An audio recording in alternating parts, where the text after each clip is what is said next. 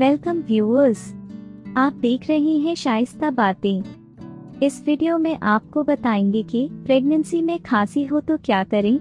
आज की वीडियो बहुत खास है, शुरू से आखिर तक पूरी देखिएगा।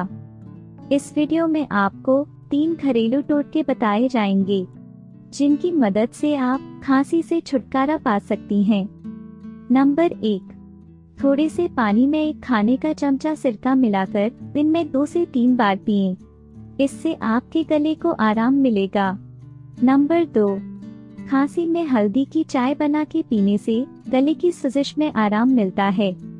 1 कप उबलते हुए पानी में 1 चाय का चमचा हल्दी और थोड़ा सा लेमन जूस डाल दें। इसके बाद इसमें थोड़ा सा शहद मिलाकर पी लें। नंबर 3, कोशिश करें कि आप ज्यादा से ज्यादा आराम करें। आराम करने से आपका नज़ला, जुकाम और खांसी जल्दी ठीक होंगे। जिन लोगों की सेहत अच्छी है उनसे दूर रहें और अगर घर में किसी को खांसी है तो उससे फासला रखें। व्यूअर्स, वीडियो देखने का शुक्रिया। उम्मीद है आपको ये वीडियो पसंद आई होगी। हम आपके लिए इसी तरह की अच्छी वीडियो बनाते रहते हैं, तो वीडियो को अभी लाइक करें, शेयर करें और जल्दी से शाइस्ता बातें यूट्यूब चैनल को सब्सक्राइब करें।